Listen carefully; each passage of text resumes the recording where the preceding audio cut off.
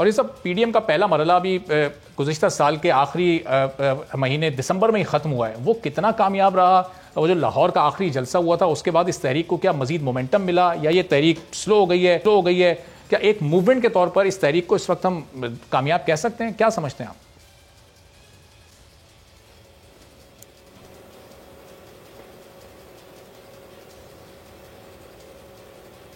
میرا خیال ہے کہ جو لاہور کا جلسہ تھا وہ میرا خیال ہے آخری شو تھا، اور اس شو کے بعد مریم نے جس طرح کی امیدیں وابستہ کر لی تھیں اس سارے کراؤڈ سے، اور جس طرح کی مختلف قسم کے لوگوں نے، اینکر پرسنس نے، میڈیا نے ان کے ساتھ وابستہ کر لی تھیں، وہ ساری کی ساری ختم ہو گئی۔ مثلا ایک سب سے اہم ترین چیز جو مریم کے بارے میں سمجھا جاتا تھا کہ وہ ایک کراؤڈ پولر ہیں، یعنی وہ لوگوں کو اپنے ارد گرد اکٹھا کر لیتی ہیں۔ تو اگر وہاں سے 11 پارٹیوں کے اس بہت بڑے ہجوم میں سے جے یو آئی کے لوگ نکال دیے جائیں، پیپلز پارٹی کے لوگ بھی نکال دیے جائیں، باقی لوگ نکال دیے جائیں، تو پھر تو مریم اکیلی جو ہے وہ تو کراؤڈ پولر نہیں رہتی، پھر تو وہ جلسہ بہت ہی چھوٹا اور بہت مختصر سا ہو جاتا ہے۔ تو میرا خیال ہے کہ انہوں نے جو ہائپ کریٹ کی تھی، اور وہ ریلیوں سے جو سمجھتی تھی کہ ریلی اور جلسہ میں فرق ہوتا ہے، وہ ان کو پہلی دفعہ شاید اندازہ ہو گیا، اور ان کو بھی اندازہ ہو گیا، اور پیپلز پارٹی کو بھی اندازہ ہو گیا ہے کہ یہ ایسی صورتحال نہیں ہے کہ جو ایک موومنٹ کی طرف بدل سکے جو کہ حکومت کو تبدیل کر سکے، بلکہ اس سارے سینیریو نے حکومت کے حوصلے کو زیادہ مضبوط کیا ہے، اور پارٹیوں کے اندر جو ہے ایک تتر بتر کی صورت۔ اور یہ سب گزشتہ سال کے آغاز میں بھی حکومت ایک اسی طرح کے احتجاج کو فیس کر رہی تھی۔ مولانا فضل الرحمان اسلام آباد کی سڑکوں پر تھے، آزادی مارچ انہوں نے دیا ہوا تھا، ان کا وہ مارچ ناکام ہوا، لیکن تمام ہی اپوزیشن کے رہنما کہتے ہیں کہ مولانا کی جماعت کو جو حاصل کرنا تھا وہ حاصل کر رہے ہیں۔ تو اس ناکامی کے بعد کیا حاصل کیا ہے مولانا فضل الرحمان نے؟ کیا آپ سمجھتے ہیں کچھ حاصل کر پائیں وہ؟ دیکھیں، پہلی دفعہ مولانا فضل الرحمان صاحب کو نواز شریف صاحب نے قائل کیا تھا کہ آپ کچھ کریں، اور انہوں نے باقاعدہ اس کے اوپر باقاعدہ اپنے لوگوں کو اکٹھا کیا، باقاعدہ بلوچستان سے لوگ آئے، باقاعدہ سندھ سے لوگ آئے، اور بہت جگہ سے لوگ آئے، اور وہ وہاں پر پہنچے۔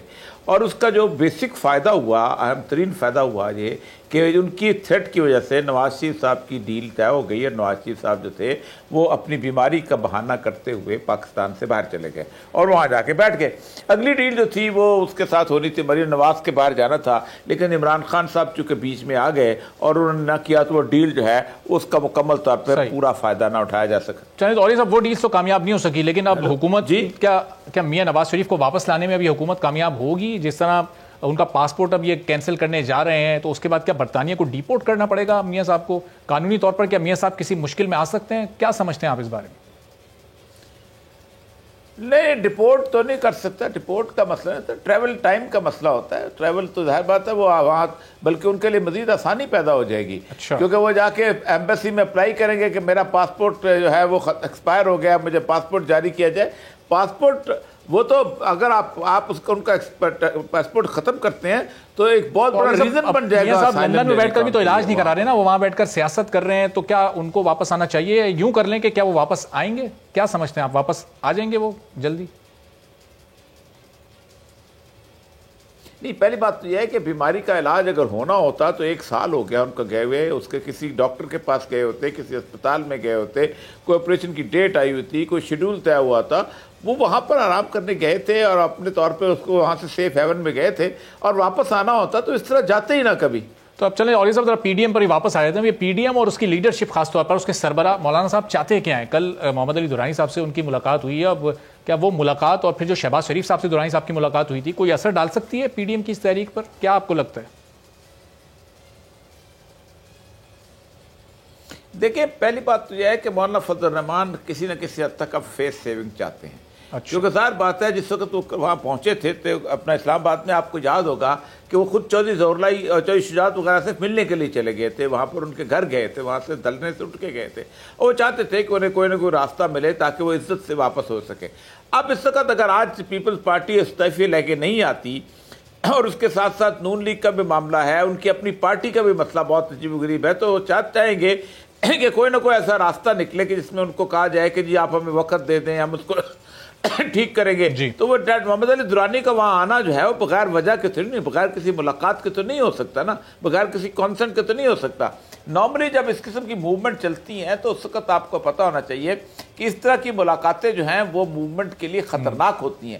مثلا آپ کو یاد ہوگا کہ 77 میں جب موومنٹ چل رہی تھی تو ایک سیکرٹری جنرل PNA کے ہوتے تھے باجوہ صاحب, رفیق باجوہ صاحب, انہوں نے ذوالفقار علی بھٹو سے ملاقات کر لی تھی اور پارٹی لوگوں نے ان کو پارٹی سے نکال دیا تھا, سیکرٹری جنرل کے عہدے سے نکال دیا تھا. وہاں پروفیسر غفور آ گئے تھے کیونکہ سمجھتے تھے کہ ایسی صورتحال کا ملاقات جو ہے تحریک کو نقصان پہنچاتی ہے. تو اس کا مطلب یہ ہے کہ اگر مولانا فضل الرحمان نے یا شہباز شریف نے ملاقات کی ہے تو اس کا مطلب بنیادی طور پہ یہ ہے کہ وہ موومنٹ نہیں چلانا چاہتے, وہ بنیادی طور پر اپنی عزت سے واپسی چاہتے ہیں. اور PDM حکومت سے تو مذاکرات کرنا ہی نہیں چاہتی ہے, تو اسٹیبلشمنٹ سے مذاکرات کرنا چاہتے ہیں. تو کیا اسٹیبلشمنٹ والے ان سے کوئی بات کریں گے مستقبل قریب میں؟ ایسے کوئی امکانات لگ رہے ہیں آپ کو؟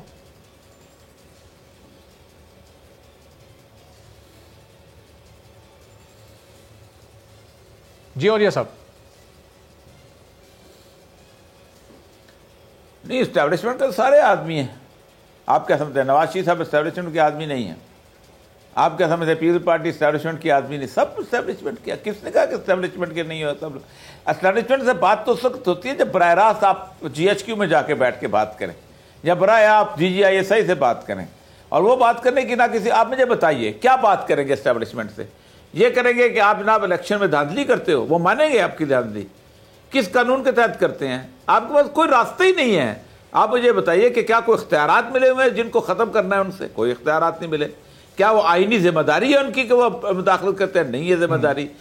وجہ ہے آپ نے ایک الزام لگا دیا کہ وہ مداخلت کرتے ہیں, اور مداخلت کیسے کرتے ہیں؟ کیا وہ الیکشن سے جا کے پولنگ اسٹیشن پہ کھڑے ہو جاتے ہیں؟ نہیں, آپ کے ہی MNA MPs جو ہیں ان کے دروازوں پہ کھڑے ہوتے ہیں اور ادھر سے ادھر, ادھر سے ادھر, ادھر سے ادھر جاتے رہتے ہیں اور ان کی سپورٹ حاصل کرتے رہتے ہیں. تو پہلے تو آپ اپنا گھر ٹھیک کریں اور اس کے بعد ان سے اسٹیبلشمنٹ سے بات کریں. آپ کا گھر ٹھیک ہو جائے, آپ کے MNA MPs کو کوئی ڈرا نہ سکے, ان کو کوئی ٹیلی فون کال کر کے یہ نہ کہہ سکے خبردار اس پارٹی میں جاؤ, تو آپ کی اسٹیبلشمنٹ کا معاملہ ختم ہو جاتا ہے. اس تحریک کا جب آغاز ہوا 20 ستمبر کو APC سے, وہ APC پیپلز پارٹی نے ہوسٹ کی, انہوں نے ساری جماعتوں کو گیدر کیا اور انہی پر شروع سے سوالات اٹھ رہے تھے مختلف تجزیہ کاروں کی جانب سے کہ وہ استعفے نہیں دیں گے, وہ الیکشن بھی لڑیں گے, اور اب وہ بالکل ویسا ہی کرنے جا رہے ہیں. بظاہر یہی لگ رہا ہے کہ وہ سینٹ اور ضمنی انتخاب لڑنا چاہتے ہیں, ان کا فیصلہ بھی یہی ہے. تو اس پوری تحریک سے پیپلز پارٹی نے پھر حاصل کیا ہے ان 3-4 ماہ تک؟ پیپلز پارٹی نے, زرداری صاحب نے جو کچھ حاصل کرنا تھا وہ کر لیا. اچھا, اتنا کچھ حاصل کیا ہے کہ آپ سوچ نہیں سکتے کہ جو نواز شریف ساری زندگی ذوالفقار علی بھٹو کو, اس کی بیٹی کو, اس علاقے کو گالیاں دیتا رہا. اس کی بیٹی جو ہے وہ پھول اٹھاتی ہے اور ذوالفقار علی بھٹو کی قبر پہ بھی ڈالتی ہے, جس کی ساری سیاست یہ تھی اینٹی بھٹو ووٹ. وہ پھول بھی ڈالتی ہے اور یہ بھی کرتی ہے. اس کی تقریر کے دوران شیر کا شکاری آیا جو ہے, اس کے نعرے بھی لگتے ہیں, وہاں بیٹھی خاموشی سنتی بھی رہتی ہے. سب کچھ انہوں نے جو حاصل کرنا تھا کر لیا, سزا کیا حاصل کر رہے؟ آپ کیا سمجھتے ہیں کہ وہ مریم, ان کے ہاں سب سے بڑی بات یہ تھی کہ آپ ہمیں یہ بتائیں کہ کیا ہم مریم نواز کے کہنے کے اوپر استعفیٰ دیں گے؟ سبسکرائب کریں اور بیل دبائیں تاکہ کوئی خبر رہ نہ جائے.